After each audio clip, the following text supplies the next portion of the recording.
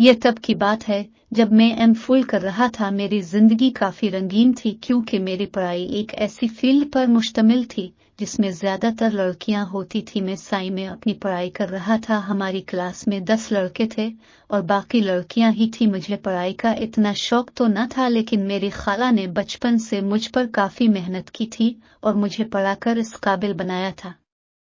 ये कहानी भी मेरी खाला पर ही है, जो कि काफी खूबसूरत हैं।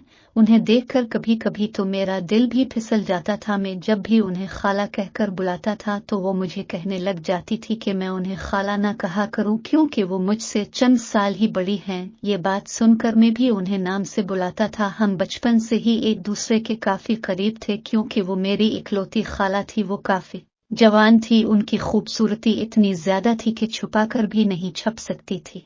अगर मैं अपनी बात करूं तो मेरा ताल्लुक कराची से था। पहले तो खाला भी कराची ही रहती थी, लेकिन शादी के बाद वो सवात चली गई थी। मैं एम.फिल कर रहा था। खाला की शादी चंद साल पहले हो गई थी। उनकी शादी भी पसंद की हुई थी। शादी से पहले हम दोनों एक दूसरे के साथ काफी फन करते थे, लेकिन शादी के बाद वो सारा फन गायब हो गया था और खाला बहुत बदल गई थी और अपनी शादीशुदा जिंदगी में खुश थी। खालू पहले तो खाला के साथ ही रहते थे, लेकिन चंद माह बाद उनकी बहुत अच्छी जॉब लग गई थी, जिसकी वजह से वो कनाडा चले गए थे। उनके जाने से खाला काफी उदास हो गई थी। खालू को सब ने जाने से मना किया था कि इन दोनों की नई शादी हुई है और इतने ज्यादा अरमान होते हैं। यही वक्त होता है जब शादीशुदा एंजॉय करते हैं, लेकिन उनके शौहर का यही मानना था कि वो अगर न गए तो ये अच्छी जॉब हाथ से निकल जाएगी। खाला अब काफी उदास रहने लगी थी।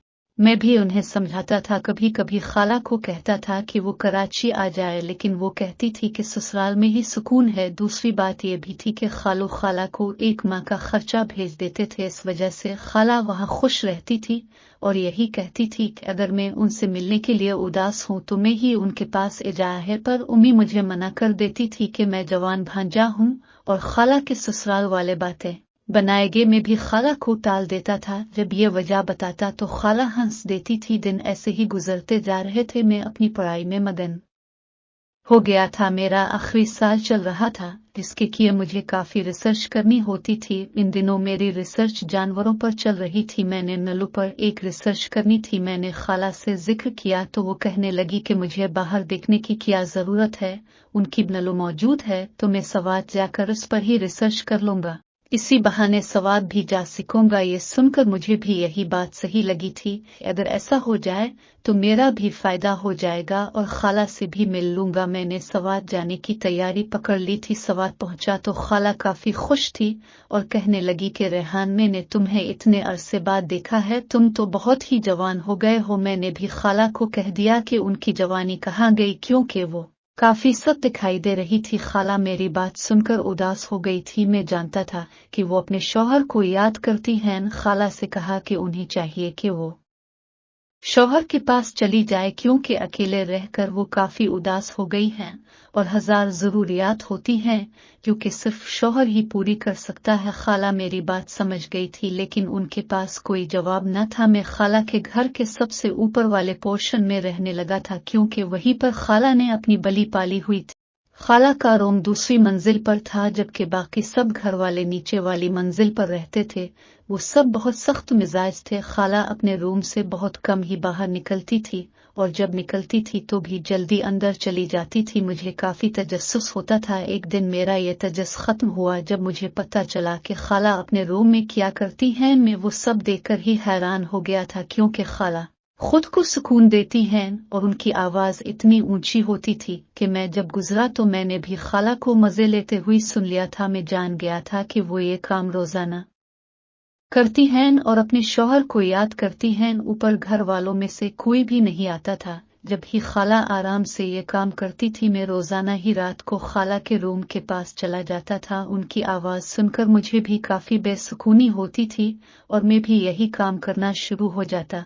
लेकिन कुछ दिनों के बाद मेरा सब्र जवाब दे गया था और मैंने इरादा कर लिया था कि अब मैं किसी और तरह ये काम पूरा करूंगा। मुझसे खाला की ये उदासी भी नहीं देखी जाती थी, लेकिन जानता था कि खाला कभी भी मुझे इस बात की इजाजत नहीं देगी। एक दिन मैंने हिम्मत की और जैसे ही खाला की आवाज आई तो इस दौरान मैंने उनके रूम का दरवाजा खोल दिया था। उनकी हालत देखकर मैं हैरान रह गया था। खाला ने मुझे देखा तो फौरन ही अपना हुलिया दुरुस्त कर लिया और मुझे देखकर पहले तो शर्मिंदा हुई, लेकिन फिर कहने लगी कि मुझे ऐसे अचानक नहीं आना चाहिए था। मैंने खाला को कहा कि अगर मुझे पता होता कि वो ये सब कर रही हैं तो मैं कभी ना आता। खाला चुप हो गई थी। मैंने पास जाकर खाला को प्यार से कहा कि अगर वो चाहे तो इस सब में वो मेरी मदद ले सकती हैं। खाला तो हैरान होने लगी और कहने लगी कि मैं ये सब कैसे कर सकता हूँ। मैंने उनसे कहा कि उनकी हालत मेरी बर्दाश्त से बाहर हो गई है।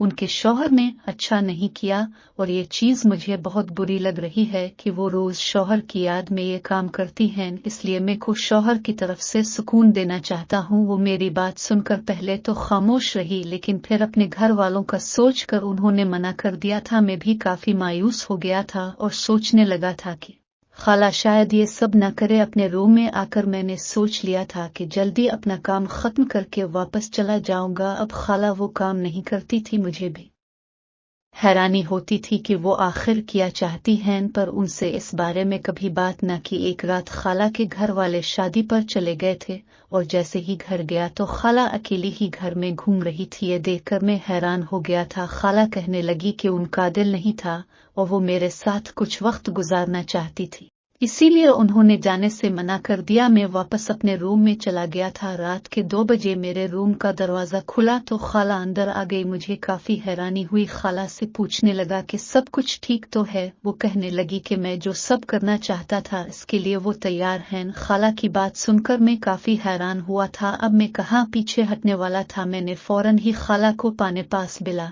लिया और एक भूखे शेर की तरह अपना काम करने लगा था। वो भी काफी दिनों से इसी चीज की तलाश में थी। मैंने अपनी पारी कोशिश की थी कि खाला को मुकम्मल तौर पर खुश कर दूं कि वो मेरे पास बार बार आए। इन दिन मैंने खाला को काफी तरीकों से खुश किया था, लेकिन अचानक ही घर वालों की आवाज आई। खाला डर गई थी। मैंने उन्हें कहा था कुछ नहीं होता और घर वाले तो नीचे हैं, ऊपर वैसे भी कोई नहीं आता। मजा अभी आने लगा था। अगर खाला चली जाती तो सारा काम खराब हो जाना था, लेकिन खाला कोई रिस्क नहीं लेना चाहती थी। फौरा ही बेड से उतर गई। मैं भी सोने की तैयारी करने लगा था। इस रात काम मुकम्मल ना हो सका। उदेवार काम अब और ज्यादा पीछी करने लगा था। मैंने सोच लिया था अब जैसे ही मौका मिलेगा तो खाला के पास चला जाऊंगा। कुछ दिन बाद ही घर वाले सो गए तो खाला के रूम का रुख किया और खाला की वही आवाज में आ रही थी। मैं भी अंदर चला गया। इस बार खाला अपना काम मेरे सामने भी करती रही थी। मैं भी उनके साथ शामिल हो गया था